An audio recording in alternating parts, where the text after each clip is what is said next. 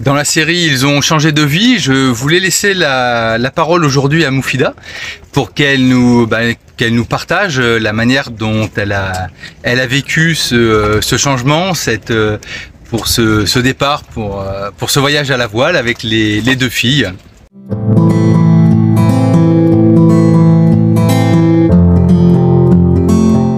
Bienvenue sur Ikigai Voyage, la chaîne où on parle de voile, de voyage et de changement de vie.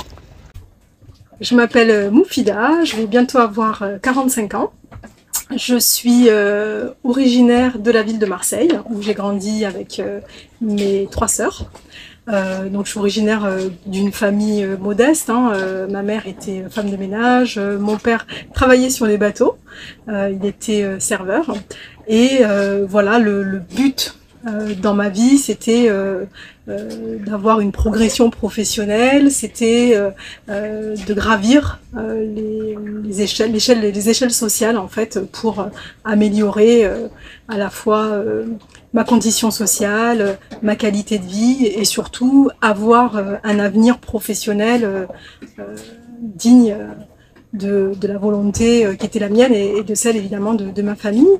Donc j'ai beaucoup misé sur les études. J'ai passé un bac économique et social, et ensuite j'ai fait des études supérieures à l'université, avec toujours en ligne de mire la réussite sociale, la réussite professionnelle et le fait de progresser dans la vie.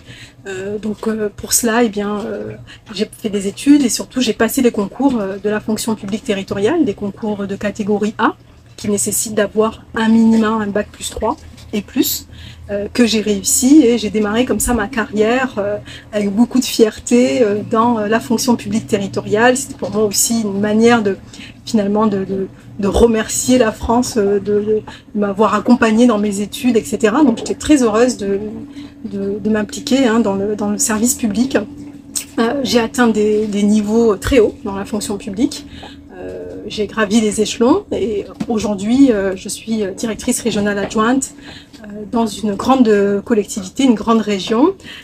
Et donc voilà, j'ai atteint le niveau que j'espérais et dont je rêvais, et pour lequel je suis très fière aujourd'hui. Donc c'est vrai que cet emploi, ça nous a aussi permis d'avoir des conditions de vie confortables et de créer une qualité de vie qui était proche de celle à laquelle j'aspirais depuis toujours.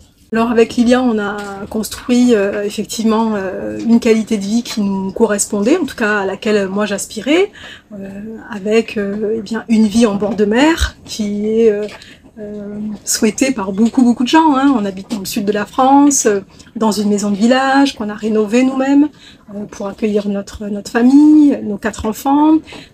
On habite dans un village qui se situe entre Montpellier et Sète. C'est absolument royal, en cœur de ville, avec un réseau d'amis, un réseau social, des connaissances et des relations fortes sur cette commune. Une vie vraiment très confortable qui, pour moi, remplissait, on va dire, tous les critères, cochait toutes les cases de ce à quoi j'aspirais pour ma vie. Et en plus, comme on travaillait tous les deux, on avait quand même les moyens de voyager, ce qui est un point commun entre Lilian et moi, le goût du voyage, l'envie de découvrir, de découvrir d'autres lieux, d'autres pays, et de faire des rencontres. Et ça me permet de faire le lien justement sur la question du voyage avec le rêve qui était celui de Lilian depuis toujours, depuis que je le connais. Son rêve, c'est de partir faire un tour du monde à la voile. Alors moi, pour être honnête, partir en voyage, oui, ça a toujours été une volonté, un désir. Partir à la voile, non, ça c'était juste pas possible. D'ailleurs, je disais, moi j'ai pas le pied marin, je sais pas naviguer, je sais pas vivre sur un bateau, je suis une citadine, une urbaine, moi j'aime avoir les pieds sur terre, donc c'était pas du tout dans mes projets. J'avoue que j'écoutais Lilian, mais je prenais pas ça très au sérieux. Je l'ai laissé continuer à rêver, et puis comme on voyageait à côté, je me disais bon, ça va peut-être lui passer avec le temps. Mais non, ça ne lui a pas passé. Il a toujours eu ce désir. Alors, pour moi, la vie sur un bateau, c'est vrai que c'était pas ce à quoi j'aspirais. L'idée de partir à la voile non plus. Mais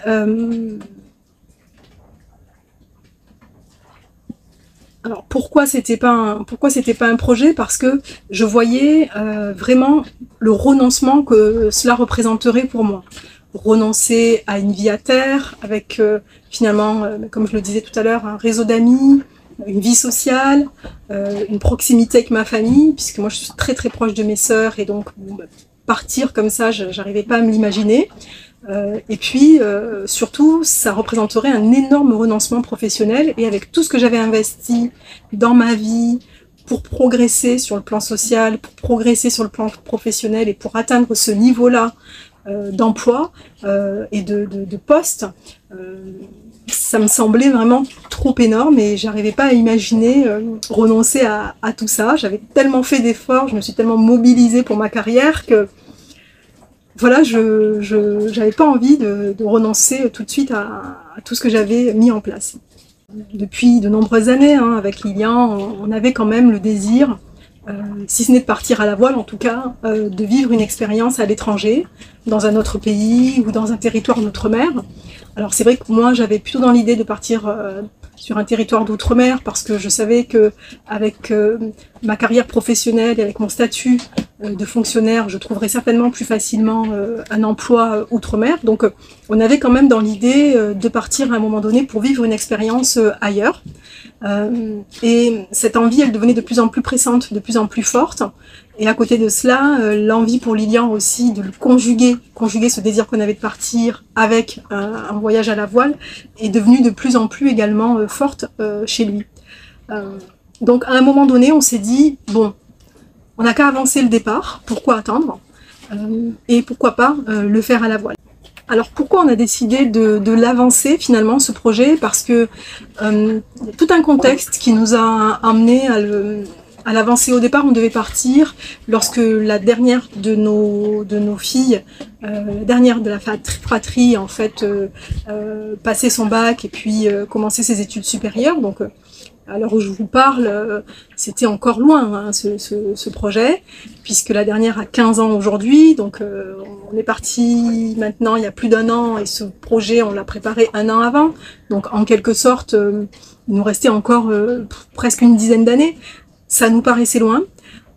On s'aperçoit aussi qu'on prend de l'âge, on s'aperçoit aussi qu'autour de nous, il peut y avoir des accidents de vie, il peut y avoir des maladies, il peut y avoir aussi besoin qu'on s'occupe de nos proches, de nos parents.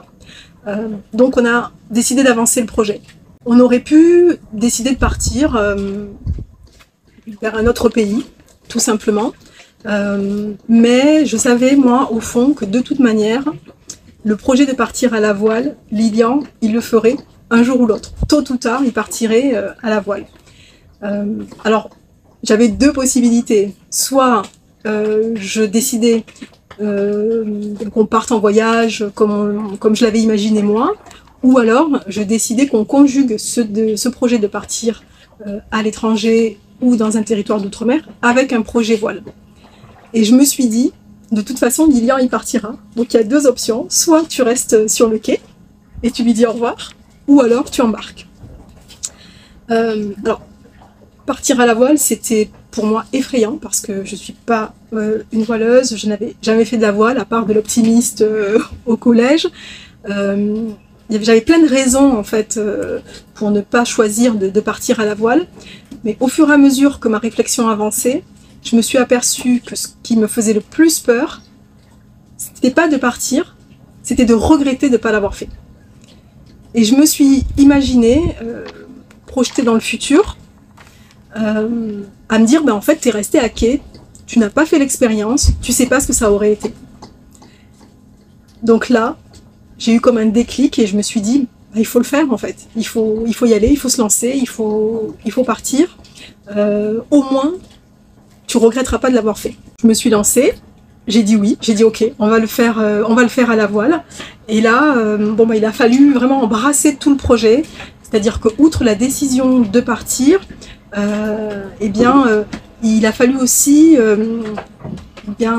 franchir tous les obstacles qui se présentaient à nous, dépasser toutes les barrières, affronter toutes les difficultés, et elles étaient extrêmement nombreuses. Il fallait trouver des solutions sur le plan financier, il fallait trouver des solutions sur le plan professionnel, qu'est-ce que j'allais faire de ma carrière, comment j'allais négocier avec mon employeur le fait de partir, il fallait gérer un calendrier extrêmement complexe qui intègre les questions scolaires des filles, qui intègre également les aspects liés à un départ à la voile, c'est-à-dire qu'on ne part pas n'importe quand pour un voyage comme celui qu'on a envisagé. Il y avait également des problématiques administratives, qu'est-ce qu'on fait de nos biens immobiliers, comment on gère les assurances, qu'est-ce qu'on fait de notre courrier qui va arriver, comment on anticipe les questions de santé. On avait des lunettes à faire pour l'une, on avait des soins dentaires pour l'autre, on avait à nous aussi se mettre d'aplomb pour partir en forme. Et puis, une chose qui était vraiment extrêmement importante pour moi, il y avait aussi tous les enjeux amicaux et familiaux. Amicaux parce qu'on avait une vie sociale très riche, avec vraiment régulièrement des rendez-vous, des soirées avec des copains, etc. Et puis, pour moi, une vie familiale très riche aussi, qui prend beaucoup de place et qui a une importance énorme dans ma vie, avec mes sœurs, mais aussi avec eh bien, toute l'organisation qu'on a mise en place avec mes sœurs autour de notre mère pour lui permettre d'avoir une vie confortable, pour l'accompagner dans sa vieillesse, etc. Et donc, ça voulait aussi dire remettre en question tous ces sujets-là. Et ça, vraiment, c'était pas évident. C'était un vrai enjeu pour moi. Il a fallu voilà, préparer tout ça. Autrement dit, une fois qu'on a pris la décision, on a déjà fait un grand pas, mais il reste encore un champ énorme de sujets à explorer, de questions à soulever et de problématiques à résoudre. Une fois qu'on a, j'allais dire, embrassé tous ces enjeux, toutes ces problématiques, toutes ces questions-là, il y a la question du bateau. Il faut choisir ce bateau, il faut que ce soit un choix commun, il faut qu'on se sente bien dans ce bateau. Et donc, voilà, c'était aussi cette étape de la recherche du choix du bateau, un excellent moyen pour moi de m'impliquer davantage dans le projet et de l'habiter un petit peu plus. Alors ça, c'est un élément vraiment important parce que je le raconte souvent, ça. On a fait beaucoup de voyages avec Lilian, notamment un voyage où on avait décidé de traverser la Nouvelle-Zélande en vélo couché.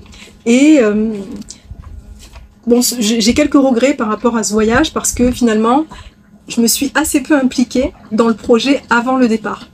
Je l'ai regretté après. Je l'ai regretté après parce que je me suis aperçue que le projet de voyage, c'est pas juste le moment du voyage, c'est pas juste le moment où on monte à bord ou le moment où on met les pieds dans l'avion que le voyage commence. Le voyage, il commence à partir du moment où on a décidé de le faire. Et donc, il y a toute la partie en amont qui est vraiment importante et dans laquelle il est important de s'impliquer. Et donc, j'avais vraiment le désir d'embrasser ce projet depuis le début et de ne pas laisser finalement Lilian préparer tout l'amont tout seul et puis hop, moi embarquer et puis avancer. Donc, on a choisi le bateau ensemble, on a été visiter ensemble, on a même emmené les filles avec nous. Et on a fait nos premières sorties ensemble avec Lilian. Ça, c'était vraiment très important parce que je me suis sentie vraiment petit à petit habitée par le projet, impliquée. Et il me semble que c'est vraiment fondamental et c'est un élément qui permet de s'approprier en fait pleinement ce projet. À côté du choix du bateau, évidemment, j'ai fait comme tout le monde. Je me suis plongée dans des dizaines et des dizaines de vidéos YouTube pour comprendre le choix qu'avaient fait les gens, comment chacun avait mené cette expérience, comment ils avaient géré les différentes problématiques auxquelles moi je pensais être confrontée par la suite. Alors, c'était intéressant, mais j'avoue que je n'y ai pas trouvé, moi, ce que je recherchais. C'est-à-dire que, au final, les vidéos YouTube que je regardais, elles avaient plus pour vocation de montrer comment les gens vivent leurs projets, ce qui est intéressant, mais qui ne répondait pas à mon besoin. Et en plus, ça ne m'apportait pas la technique, les outils, les méthodes nécessaires pour naviguer. Donc, bon, en revanche, ça m'a permis de m'acculturer à ce monde de la voile. Ça m'a permis de m'acculturer au langage, aux mots, et puis ça m'a permis aussi de m'imaginer, de me projeter dans des univers voilà, qui m'étaient complètement inconnus.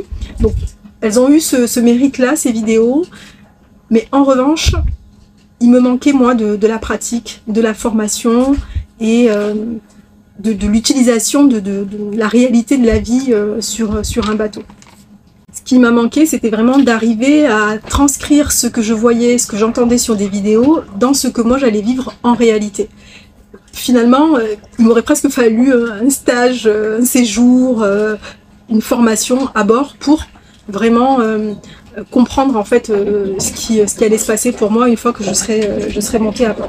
À l'heure où je vous parle, eh bien, ça fait presque un an qu'on est parti. Ça fait presque 2 ans que ce voyage a été préparé. Et finalement, je me dis waouh, I did it. J'ai réussi. Waouh. J'avoue que parfois même quand j'y pense, j'ai du mal à m'imaginer que moi, Moufida, la petite fille des quartiers nord de Marseille, qui faisait du vélo mais pas de bateau, qui jouait au ballon mais qui savait pas manipuler une voile, a pu faire un tel projet. Je suis pas peu fière. Je suis pas peu fière d'une part d'avoir osé le faire, parce que c'était pas donné, c'était pas du tout dans mon monde à moi.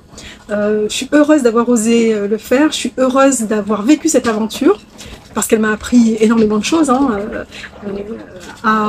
déjà à sortir de sa zone de confort, à être capable de faire des choses qu'on n'a pas l'habitude de faire. Ça m'a appris à être je dirais, pas en fusion, pas en adéquation, mais en totale connexion avec la nature. Et bien, quand on est en bateau, on navigue en fonction de la météo, on apprend à observer la mer, on apprend à sentir le vent sur son visage, on apprend à regarder le ciel. Et ça, ce sont des choses que je n'aurais jamais découvertes si je n'avais pas fait ce voyage à la voile. J'ai appris aussi à mieux me connaître, appréhender les moments de stress qui allaient arriver et comment les gérer, apprendre à vivre sur un bateau toujours en mouvement, apprendre à cuisiner sur un voilier, apprendre à faire des quarts de nuit, apprendre à dépasser ses peurs, ses angoisses, apprendre à faire confiance aussi en son capitaine, apprendre à se dire les choses aussi, ce qui va pas, et puis aussi l'humilité face à la grandeur de la nature. Et ça, c'est quelque chose d'extrêmement profond, d'extrêmement fort, et je regretterai jamais de la vie d'avoir osé le faire. Et je suis pas peu fière aussi, parce que je pense que pour nous, femmes, oser faire un tel projet, oser se dépasser, finalement c'est aussi structurant dans une vie.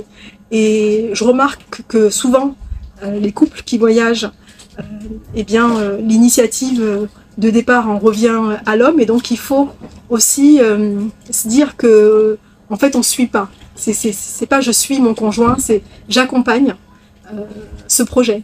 Et moi, c'est vraiment comme ça que j'ai vécu. Suivre, ça veut dire être derrière, et puis voilà, quelque part avancer au rythme un peu de l'autre. Accompagner, c'est autre chose. Accompagner, c'est être à côté d'eux, c'est s'impliquer à fond, c'est prendre sa part aussi de responsabilité, prendre des initiatives. Et voilà, je trouve que c'est une expérience qui est vraiment incroyable à vivre. Et ouais, si c'était à refaire... mais oui, je me relance, voilà, aucune hésitation. Je me relance parce que aussi c'est avec Lilian, parce que il maîtrise parfaitement sa matière, parce qu'il est capable de rassurer, parce qu'il sait naviguer, et partir en toute confiance, c'est vraiment aussi précieux. Alors finalement, voilà, c'est un changement de vie qui est énorme. C'est un bouleversement total dans la vie d'une personne, hein, que de vouloir finalement changer de vie. Un bouleversement personnel, un bouleversement dans sa cellule familiale, proche, la plus proche, un bouleversement autour de soi, avec ses frères, ses sœurs, ses parents, un bouleversement sur le plan social, amical, parce que ça fait bouger les lignes, ça interroge. Ça peut être aussi une source des fois de motivation, mais parfois aussi les réactions des uns et des autres peuvent être des sources de démotivation. Alors bien sûr, tous nos amis nous ont dit « Oh, c'est super votre projet ». Il y en a beaucoup qui nous ont dit aussi « Moi, je le ferai jamais ». Donc voilà, ça peut être aussi une source de questions, hein, qui émergent. C'est un bouleversement énorme sur le plan professionnel, surtout pour quelqu'un comme moi qui a misé toute sa vie sur la carrière, sur le fait d'atteindre un certain niveau social. Et donc tout ça pour dire que ça s'improvise pas. Ça s'improvise pas, un changement de vie, mais ça vaut le coup. Ça vaut le coup. Foncez. Si cette vidéo vous a plu, si elle vous a intéressé, si elle a été utile pour vous, pensez à la liker, à la partager, à vous abonner. Et moi, je vous dis à bientôt pour une prochaine vidéo.